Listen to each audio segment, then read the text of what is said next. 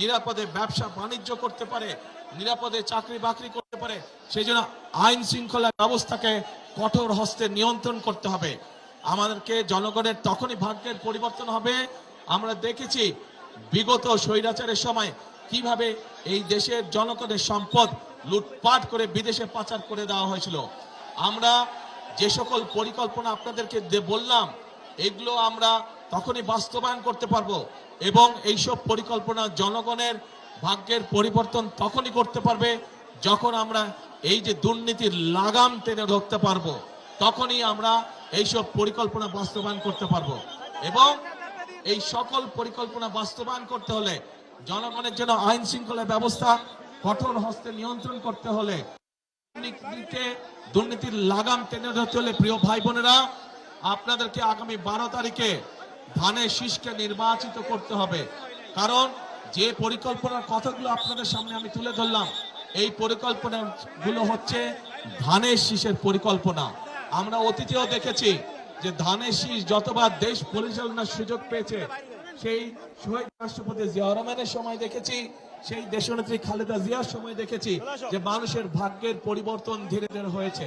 কাজে ইনশাআল্লাহ আগামীতে আপনারা আবার ধানের শীষকে নির্বাচিত করলে, ধানের শীষ সরকার গঠনে সক্ষম হলে আল্লাহর রহমতে আমরা আবার খালেদা জিয়ার রেখে যাওয়া কাজগুলো আমরা আবার চালু করব। শহীদ জিয়ার রেখে যাওয়া কর্মসূচিগুলো আমরা আবার চালু করব, যাতে করে দেশের মানুষের ভাগ্যের পরিবর্তন হয়। প্রিয় ভাই বোনেরা, কথা একটাই, একটু প্রথমেই বক্তব্যের বলেছি যে ফেনী, লক্ষ্মীপুর, নোয়াখালী এইখানকার মানুষের যেমন বিএনপির উপরে একটা হক বা দাবি আছে, ঠিক বিএনপিরও এই 3 জেলার মানুষের উপরে একটা হক বা দাবি আছে। কি সেই দাবি? ধানের শীষকে নির্বাচিত করা। কারণ এটা খালেদা জিয়ার এলাকা, খালেদা জিয়া এই এলাকার মেয়ে। স্বাভাবিকভাবেই ধানের শীষ নির্বাচিত হলে খালেদা জিয়ার সম্মান বৃদ্ধি পাবে।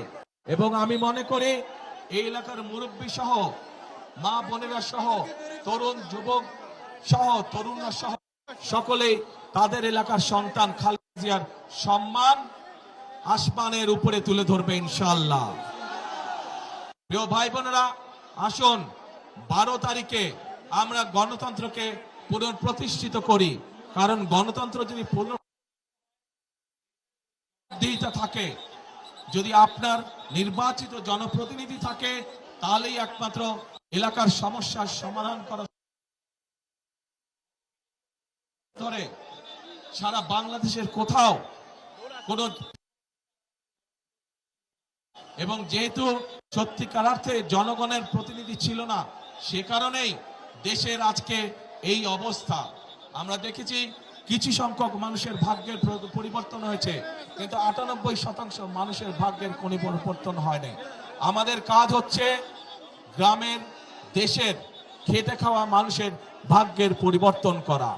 আপনারা গণতন্ত্রের বুনিয়াদ যদি শক্তিশালী করতে হয়, তাহলেই একমাত্র সম্ভব জনগণের অংশগ্রহণের মাধ্যমে গণতন্ত্রের বুনিয়াদ শক্তিশালী করা। এবং গণতন্ত্রের বুনিয়াদ যত শক্তিশালী হবে, তত মানুষের ভাগ্যের পরিবর্তন হবে। প্রিয় ভাই বোনেরা, এই দেশকে যদি এগিয়ে নিতে হয়,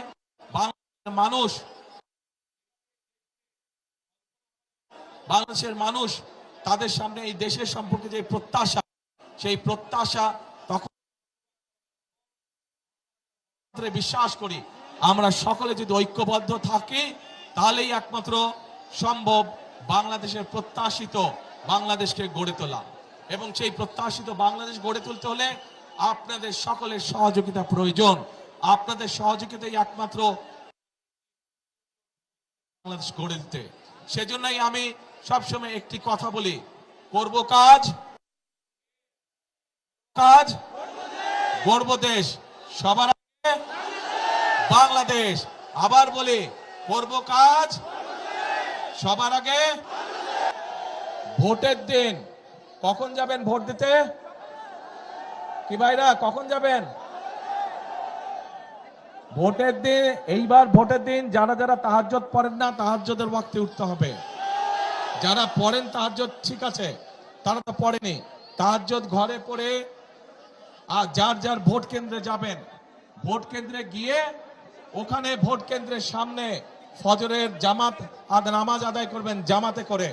তারপর 7টা থেকে লাইনে দাঁড়িয়ে যাবেন, একদম হিসাব নিকাশ বুঝে তারপরে ঘরে ফিরবেন। শুধু ভোট দিয়ে ঘরে ফিরবেন না, হিসাব বুঝে নিয়ে ঘরে ফিরবেন। আজকে এই দেশের জনগণের সঠিক সিদ্ধান্তের উপরে নির্ভর করছে আগামী দিনের বাংলাদেশের ভবিষ্যৎ। ইনশাআল্লাহ আমরা যদি সকলে ঐক্যবদ্ধ থাকি, আমরা যদি সকলে একসাথে থাকি, ইনশাআল্লাহ আমরা আমাদের প্রত্যাশিত বাংলাদেশ গঠনের কাজ শুরু করতে পারবো। আল্লাহ হাফেজ। বাংলাদেশ জিন্দাবাদ, বাংলাদেশ জাতীয়তাবাদী জিন্দাবাদ। আসসালামু আলাইকুম। আপনাদের সাথে আবার দেখা হবে ইনশাআল্লাহ। আসসালামু আলাইকুম।